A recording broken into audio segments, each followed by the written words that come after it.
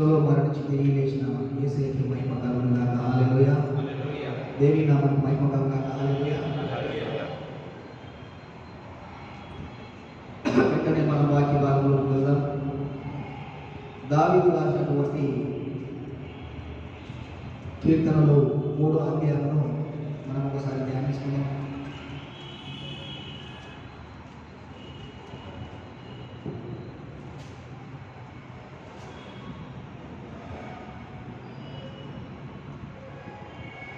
కీర్తనలు 3.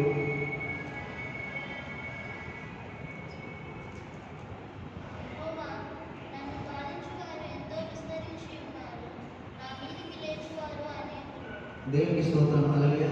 దావీదు ఎన్ని కీర్తనలు రాశాడు? ఓకే, నాకు గుర్తున్నదా? దావీదు ఎన్ని కీర్తనలు రాయడం జరిగినది? ఎంత?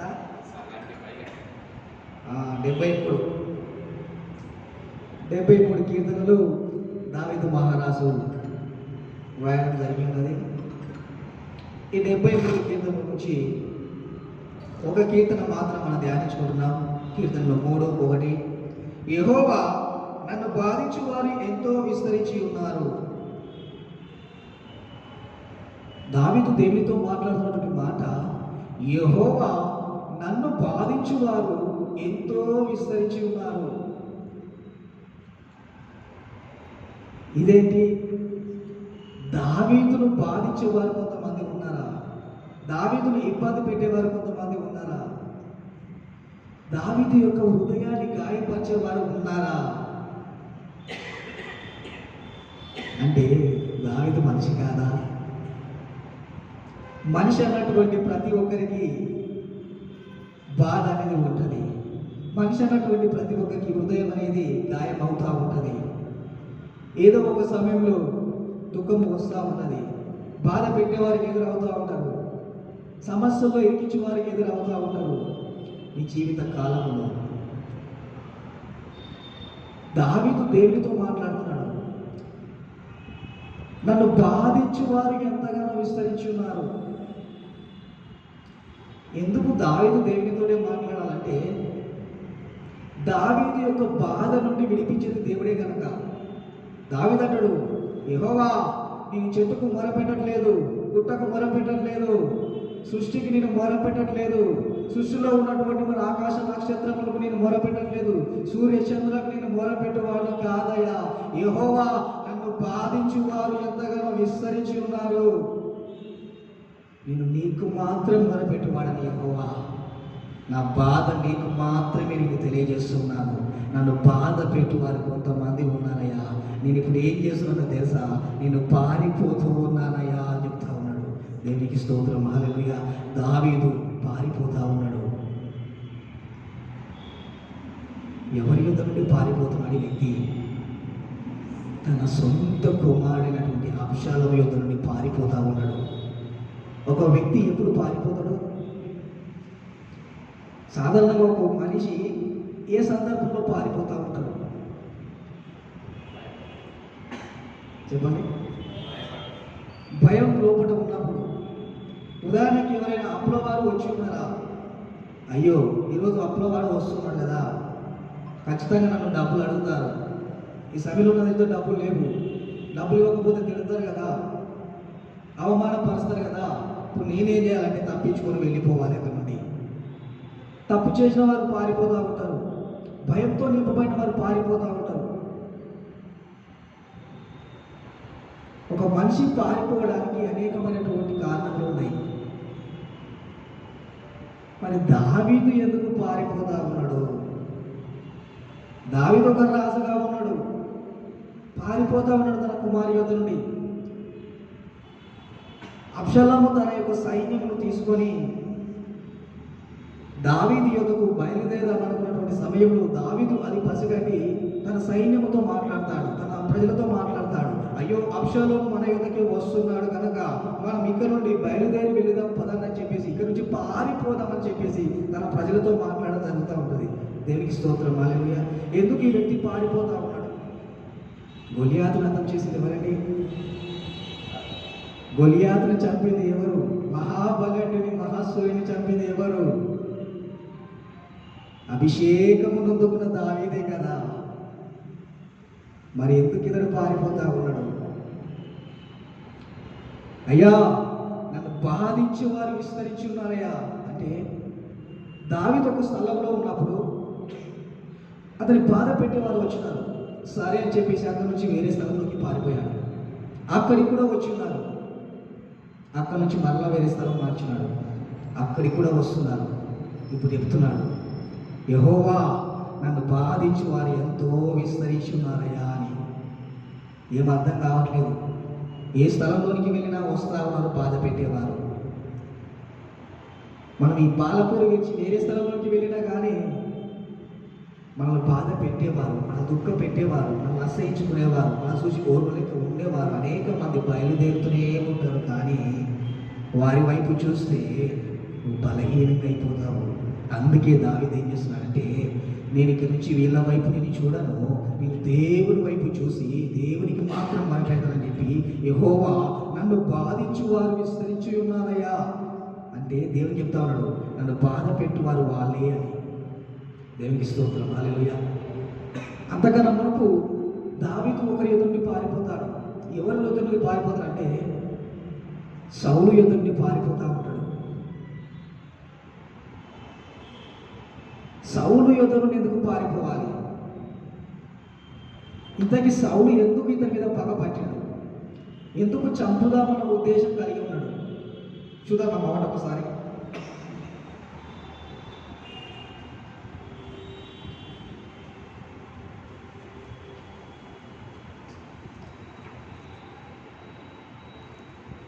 మొదటి సమూయేలు 18:7.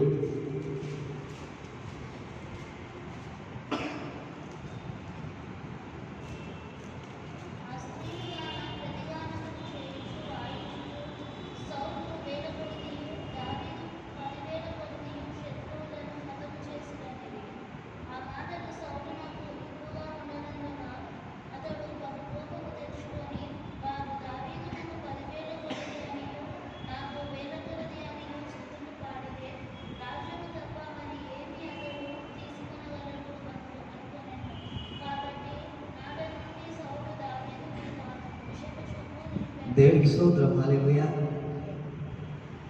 ఈ సౌలు గొలియాతును చంపడానికి భయపడ్డాడు. ఆ దేశంలో నుండి ఒక్క మనిషి కూడా సిద్ధపరచలేకపోయాడు. ఆ గొలియాతు ప్రతిరోజు వస్తూ ఉన్నాడు, తనకున్నటువంటి డైలాగ్ కొట్టిపోతూ ఉన్నాడు, తనకున్నటువంటి బలాన్ని కనపరుచుకొని వెళ్తా ఉన్నాడు. ఏమీ చేయలేకపోయాడు సౌలు. కానీ అదే సమయంలో అభిషేకం నొందుకున్నటువంటి ఈ దావీదు బయలుదేరాడు గొలియాతును కొట్టడానికి. అతని తల తెగ నరికినప్పుడు ప్రజలు ఏం చేస్తారంటే, దావీదుకు 10,000 కొలదని స్తుతిస్తూ ఉన్నారు, సౌలుకు 1,000 కొలదని పలుకుతూ ఉన్నారు. ఈ మాట సౌలుకు నచ్చలే. ఇప్పుడు ఉన్నటువంటి ప్రజలకు ఏం కావాలి? పొగడ్తలు కావాలి, నన్ను పొగడాలి. ఉదాహరణకు ఒక శత్రువు వచ్చి పొగిడినప్పుడు ఏం చేస్తారంటే, అరే ఇలా టైంలో తెలిసి తెలియక మాట్లాడి, కానీ మంచోడే. శత్రువు పొగిడినప్పుడు జనాలకి ఏం కావాలంటే పొగడ్తలు కావాలి. ఇక్కడ ప్రజలు దావీదును పొగుడుతా ఉన్నారు, కానీ పొగడ్త వీళ్ళు పొందుకోవాలనే ఆలోచన ఎవరు కలిగినాడంటే ఒక అభిషేకం పొందిన వ్యక్తి. ఒక అభిషేకుడు మరొక అభిషేకుడికి విరోధంగా నిలబడినాడు. ఇక్కడ సౌలు అభిషేకింపబడ్డాడు, దావీదు అభిషేకింపబడ్డాడు. ఇద్దరి లోపల అభిషేకం ఉన్నది. ఈ అభిషేకము ఆ అభిషేకం వెంబడి పడతా ఉన్నది. ఈ అభిషేకింపబడిన వాడు దావీదు వెంబడి పడతా ఉన్నాడు. సౌలుకి ఏం కావాలంటే ఘనత కావాలట, పొగడ్తలు కావాలట. ఇప్పుడున్నటువంటి దినాలలో అనేక మంది సేవకులు నాకు ఘనత కావాలని కోరుకుంటూ ఉంటారు. సంఘంలో ఉన్న ప్రతి ఒక్కరు ఏం చేయాలంటే ఆ సేవకుని పొగడాలి. అయ్యగారు మీరు ప్రార్థన చేసిన వెంటనే మాకు అక్కడ అద్భుతం జరిగిపోయింది, మీరు ప్రార్థన చేసిన వెంటనే మాకు స్వస్థత కలిగింది. ఎట్లా చెప్పాలంటే ఆయన ముందే పొగడాలి, ఆయన లేని టైంలో పొగడకూడదు ఆయన. అది చెప్పుడున్నటువంటి సేవకు కోరుకునేటటువంటి విషయం. ఆయన ముందు పొగడవలసినటువంటి అవసరం లేదు. ఈ వ్యక్తి సాక్ష్యం చెప్పుకోవాలి. అవతల వ్యక్తి ఫలాని స్థలంలోకి వెళ్ళినప్పుడు ఒక వ్యక్తి నా కొరకు ప్రార్థన చేశాడు, ఒక అయ్యగారు నా కొరకు ప్రార్థన చేసినప్పుడు దేవుడు అక్కడ నన్ను ముట్టాడు, స్వస్థపరచడానికి సాక్ష్యం చెప్పుడు చాలు. ఆ ఆ వ్యక్తి ముందు పొగడాల్సినటువంటి అవసరం లేదు. నువ్వు పొగడ్తలు కూడవద్దు, కానీ దేవుని పొగిడేటటువంటి వ్యక్తి వైపు దేవుడు నిన్ను హెచ్చిస్తాడు. ఆమేన్. దేవునికి స్తోత్రం. హల్లెలూయా. ఈ సౌలు అప్పటి నుండి ఏం చేసిందంటే విషపు చూపు నింపుకొని ఉన్నాడు. దావీదును చంపడానికి ప్రయత్నం చేస్తూ ఉన్నాడు. ఇప్పుడు దావీదు చేసిన పని ఏంటంటే పారిపోతా ఉన్నాడు. దేవునికి స్తోత్రం. హల్లెలూయా. దావీదు ఏం తప్పు చేసినా పారిపోతాడు? ఏదైనా తప్పు చేసిన దావీదు మంచి పేరు తీసుకొని వచ్చాడు. మంచి పేరు తీసుకొని వచ్చాడు. కానీ సౌలు మాత్రం చంపడానికి ప్రయత్నం చేస్తూ ఉన్నాడు. అంటే ఏదైనా మనం మంచి పని చేసినప్పుడు కొన్నిసార్లు మనకి ఎట్లా వస్తుందంటే అవమానాలు వస్తాయి. కొన్నిసార్లు కొంతమంది మనం తిడతారు. చేయని తప్పుకు మనము నేరం భరించవలసినటువంటి పరిస్థితులు కొన్నిసార్లు ఏర్పడుతూ ఉంటాయి. దేవునికి స్తోత్రం. హల్లెలూయా. అయ్యో నేను ఎందుకు ఇది చేసి మంచి పని చేసినందుకే కదా సౌలు నన్ను నమ్ముతా ఉన్నాడు అని దావీదు అక్కడ ఏది చేసుకోలేదు. కానీ దేవునికి మాత్రం మొరపెడతా ఉన్నాడు. ఎలుగుబాటుని చీల్చినటువంటి ఈ దావీదు, సింహాన్ని చీల్చినటువంటి ఈ దావీదు సౌలు చంపడం పెద్ద సమస్య కాదు. కారణం ఏంటంటే ఒకటే విషయం, అభిషేకం సౌలు పైన, ఆత్మ అయిన వాడు నాలోన. అభిషేకం నా తలపైన, ఆత్మ అయిన వాడు నాలోన. హృదయములు నలిగిన వారు అనేకులు, హృదయములు నలిగిన వారు అనేకులు. గాయం కట్టెదా దేశమంతా యేసుని నామములో. అభిషేకం నా పైన, ఆత్మ అయిన వాడు నాలోన. అభిషేకం నా పైన, ఆత్మ అయిన వాడు నాలోన. దేవుని స్తోత్రం. హల్లెలూయా. దావీదు పారిపోవడానికి కారణం ఒక అభిషేకాన్ని చూసి పారిపోతాం అంతే. ఆ అభిషేకం కూడా అడ్డు లేకపోతే దగ్గరికి వెళ్ళి తలకాయ తీర్చి పడేసేవాడు దావీదు. గొలియాతు తలకాయనే తీర్చి పడేసాడు. సౌలు ఎంత ఆయనకు. సరే సౌలు చోటు విడిచిపెడదాం. అబ్షలోము ఎదురుని పారిపోతా ఉన్నాడు. సౌల్లో అంటే అభిషేకం ఉన్నది. మరి అబ్షలోము లోపల ఏమున్నది? అబ్షలోము లోపల ఏమున్నదంటే అబ్షలోము నా కుమారుడే, నా కుమారుడు నేను ఎలా చెప్పదు అంటే దావీదుకు తన కుటుంబంలో నుండే సమస్య ఏర్పడ్డది. దేవునికి స్తోత్రం. హల్లెలూయా. తన కుటుంబంలో నుండే సమస్య ఏర్పడ్డది. తన కుటుంబంలో నుండే ఒక వ్యక్తి బయలుదేరాడు శత్రువుగా.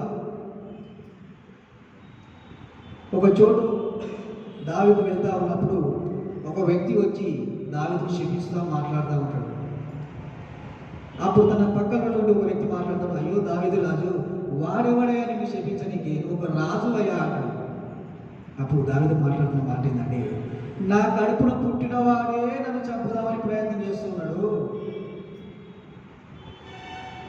ఆ వ్యక్తి నన్ను శపించడం వలన ప్రయోజనం ఏముంది, లాభం ఏముంది, నాకు మన బాధ ఉందా? దానివలన నా యొక్క కుటుంబంలో నుండే నాకు శత్రువు బయలుదేరి ఉన్నాడు అని ఆ వ్యక్తితో మాట్లాడుతూ ఉంటాడు. దేవుని స్తోత్రం. హల్లెలూయా. దావీదు మాట్లాడుతున్న మాట ఏంటంటే తన చేతులకు మట్టి అంటకుండా పని క్లియర్ చేసుకుంటాడు. సమస్య నుండి విడిపింపబడతాడు. ఎప్పుడైతే దావీదు ప్రార్థన చేసిండో, యెహోవా నన్ను బాధించు వారు విస్తరించున్నారని ప్రార్థన చేసిన వెంటనే అక్కడ దావీదుకు ఒక అద్భుతం జరుగుతుంది. చూద్దాం ఒక అద్భుతం ఏందో.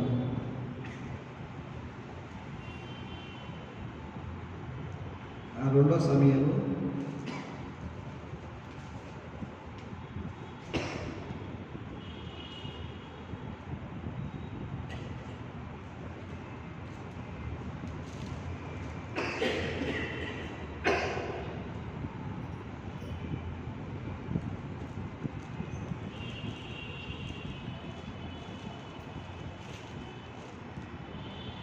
2 18వ అధ్యాయం 9వ వచనం.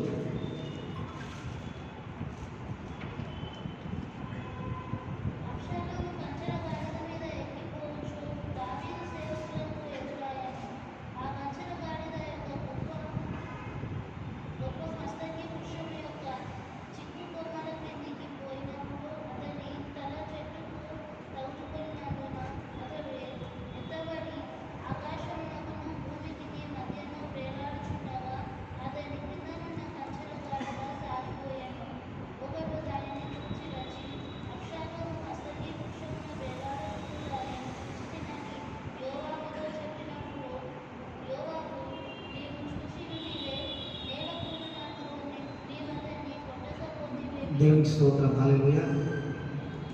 దావీదు బాధలో ఉన్నప్పుడు, ఇబ్బందిలో ఉన్నప్పుడు దావీదు ఏం చేసిందంటే దేవునికి మాత్రం మొరపెట్టాడు.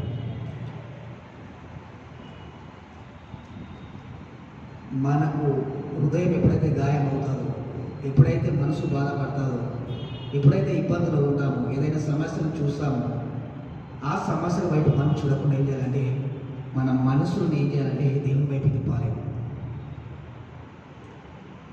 దావీదు అలా పారిపోతూ ఉన్నప్పుడు ఎవరైనా వచ్చి, ఎందుకయ్యా దావీదు అలా పారిపోతున్నావు అంటే,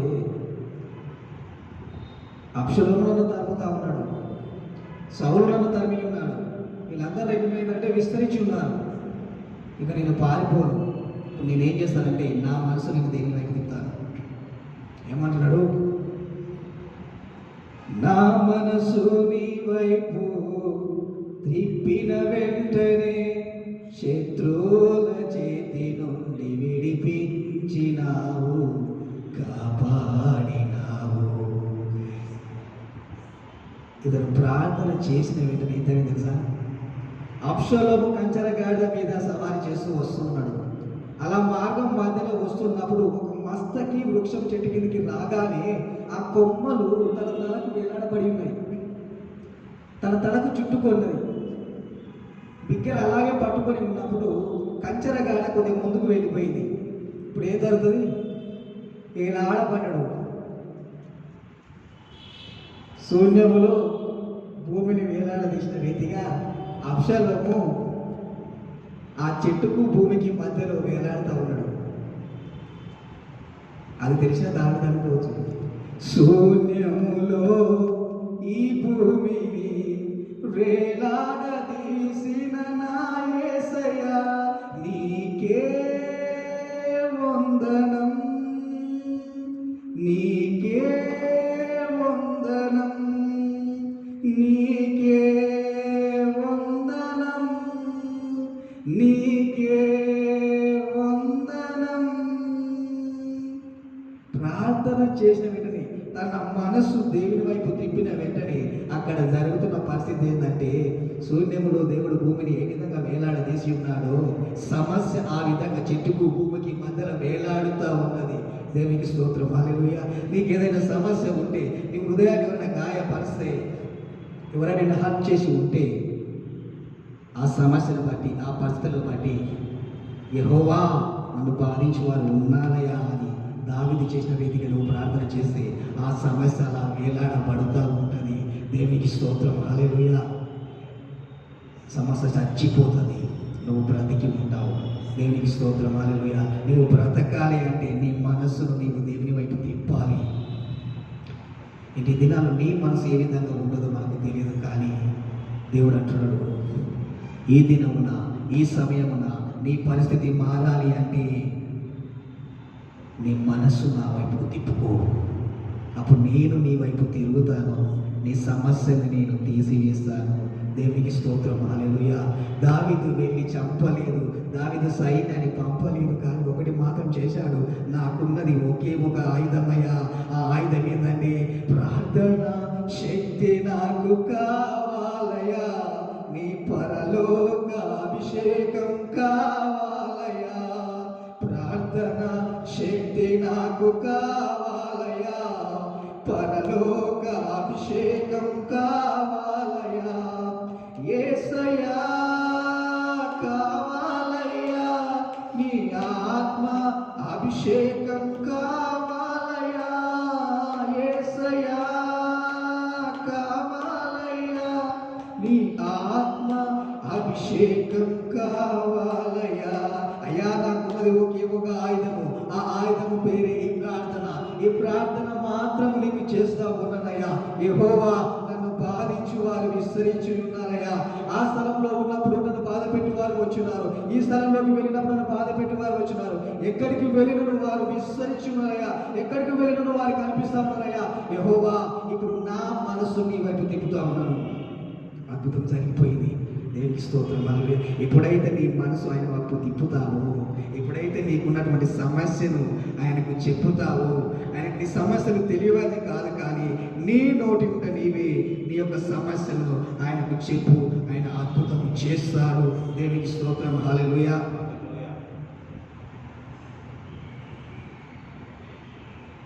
ఇతనికి బంధువులు లేరా దావీదుకు తన సమస్యను చెప్పుకోనికి? స్నేహితులు లేరా? కుటుంబము లేదా? భార్య లేదా? రాజ్యము లేదా? అన్నిటికన్నీ ఉన్నాయి. తన సమస్యను చెప్పుకోనికి దావీదుకు ఒకటి తెలుసు, నా స్నేహితులకు చెప్పినాను నా సమస్యను నేను విడిపింపబడలేను, నా బంధువులకు చెప్పినను నా సమస్యను నేను విడిపింపబడలేను, నా కుటుంబముకు చెప్పినను నా సమస్య నేను విడిపింపబడలేను. కారణం ఏదండి? నా కుటుంబంలో నుండే సమస్య ఏర్పడ్డదయ్యా. ఇక నేను ఎవరికి చెప్పుకోవాలి? యెహోవా నీవే నాకు దిక్కని దేవునికి మొర్ర పెట్టినాడు. అక్కడ ఆ యొక్క మొరకి జవాబు దొరికి ఉన్నది. ఆ తర్వాత ఏం జరిగిందో చూద్దాం. కీర్తనలోకి వెళ్దాం. కీర్తనలో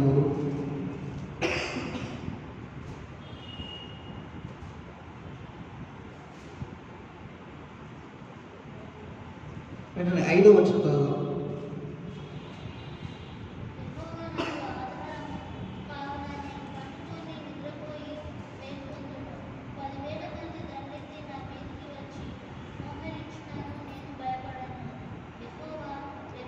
దేవునికి స్తోత్రం. హల్లెలూయా. ఇంతకు ముందు దావీదు చేసిన పని ఏంటి? నన్ను బాధ పెట్టువారు నన్ను తరుముతున్నారు, కానీ నేను పారిపోతా ఉన్నాను. అంటే దేవునికి మొర పెట్టక మునుపు రాత్రిలో నిద్ర లేదు, పగలు నిద్ర లేదు, ప్రతి విషయాన్ని బట్టి ఆలోచిస్తూనే ఉన్నాడు. రాత్రి పగలు నిద్ర ఏం లేదు మనోడికి. అందుకే చెప్తున్నాడు, మొర పెట్టిన తర్వాత ధైర్యంతో చెప్తున్నాడు, దేవా ఇక నా మొర విన్నావు కనుక నీవు నాకు ఆధారమై ఉన్నావు అని చెప్తా ఉన్నాడు. దేవునికి స్తోత్రం. హల్లెలూయా. దావీదుకి ఇప్పుడు ఆధారం ఎవరైనారు? దేవుడు అయినాడు. నీకు ఆధారం ఎవరు కావాలి? దేవుడు కావాలి. అయ్యా నైట్ పూటికి నేను మంచిగా పడుకుంటా అంటే రాత్రి ఎన్నో రాత్రులు నిద్రలేని రాత్రులు ఉన్నాయి. దావీదుకు చెప్తున్నాడు, నేను నిద్రపోయి మేలుకుంటానని చెప్తా ఉన్నాడు.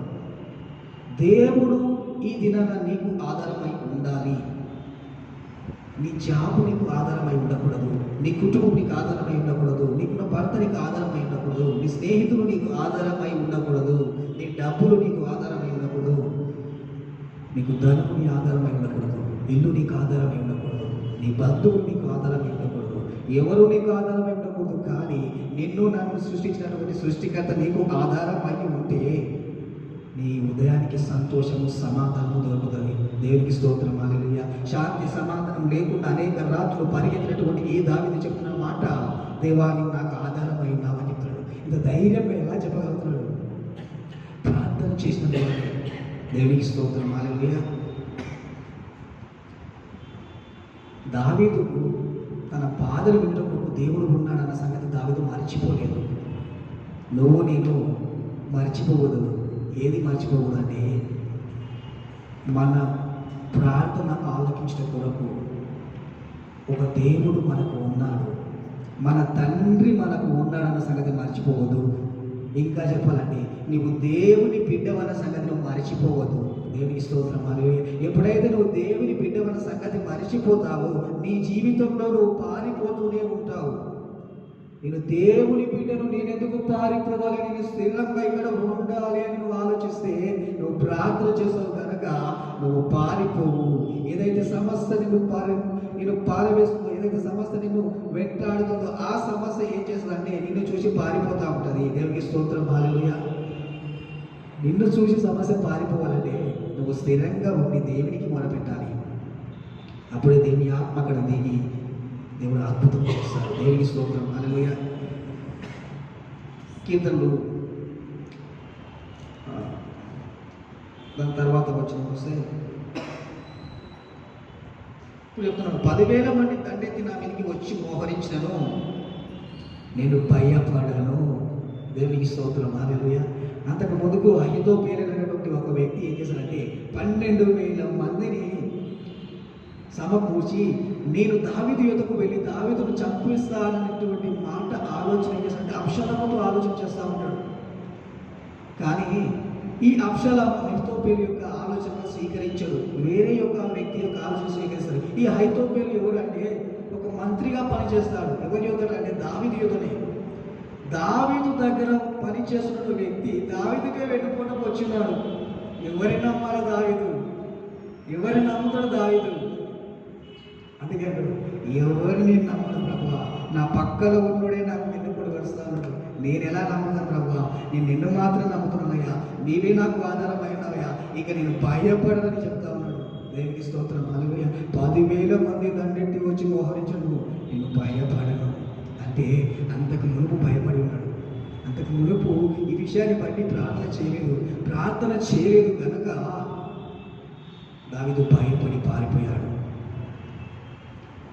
దేవుడు చెప్తున్నాడు, నువ్వు భయపడవద్దు. దేవునికి స్తోత్రం. హల్లెలూయా. ఈ దావీదు కీర్తనలో దావీదు నేను భయపడననే మాట బయలుపరుస్తున్నాడంటే, దావీదు నేను భయపడనని మాట చెబుతూ ఉన్నాడంటే అర్థం ఏంటంటే ఉన్నటువంటి నువ్వు ఏదో ఒక విషయంలో భయపడుతున్నావని అర్థం. దేవుడు చెప్తున్నాడు, దావీదు నాకు ఎలా మొరపెట్టి ఉన్నాడో, దావీదు ఎలాగైతే పరిస్థితులను నాకు చూపించి ఉన్నాడో, నీవు కూడా ఆ పరిస్థితులను బట్టి నాకు మొరపెట్టుకు. నువ్వు దేనికి భయపడవలసినటువంటి అవసరము నీకు లేదు బిడ్డ అని దేవుడు చెప్తున్నాడు. దేవునికి స్తోత్రం. హల్లెలూయా. దేవుడు ఒక్కసారి నీ యొద్దకు వచ్చి నువ్వు భయపడవద్దు అని చెప్పిందంటే దానికి కారణం ఉంటుంది. దేవునికి స్తోత్రం. హల్లెలూయా. మనము చూసేదాన్ని నమ్ముతాం కానీ చూడని దాన్ని నమ్మం. కొన్నిసార్లు కొన్ని అద్భుతములు చేసే ముందు దేవుడు మనకు కనిపించలేడు. దేవుడు రేపు ఏ అద్భుతం చేస్తున్నాడో కొన్నిసార్లు మనకు చెప్పకపోవచ్చు. దేవుడు కొన్నిసార్లు మనకు చూపిస్తూ ఉంటాడు. దేవుడు భయపడవద్దు అని చెబుతూ ఉన్నాడంటే దేవుడు ఏదో అద్భుతం నీ అందు చేయబోతున్నాడు అని అర్థం. దేవునికి స్తోత్రం. హల్లెలూయా. నువ్వు భయపడవద్దు అంటే నువ్వు ప్రార్థన చేయాలి. ప్రార్థన చేయవాడు దేనికి భయపడడు. ప్రార్థన చేయని వాళ్ళు భయపడతా ఉంటారు. దావీదుకు బాధ లేదని కాదు, అన్నిటికైనా ఉన్నాయి. డబ్బు ఉంది, ఆస్తి, సంపద ఉంది, భూమి ఉంది, అన్నిటికైనా ఉన్నాయి. కానీ లోపల సమాధానం లేదు, సంతోషం లేదు, నెమ్మది లేదు. మనకు కావాల్సింది అదొకటే, సమాధానం కావాలి, నెమ్మది కావాలి, సంతోషం కావాలి. దీని కొరకైనా అన్ని రోజులు ఎప్పుడు ప్రతిరోజు ప్రయాసపడుతూనే ఉంటాం. నీకు సమాధానం కావాలి అంటే, నీకు సంతోషం కావాలి అంటే దావీదు ఇంకొక విధంగా ప్రార్థన చేస్తూ ఉంటాడు. కీర్తనలు 3వ వచనంలో ఒక విధమైనటువంటి ప్రార్థన చేస్తూ ఉంటాడు. చూద్దాం ఆ ప్రార్థన ఏంటంటే,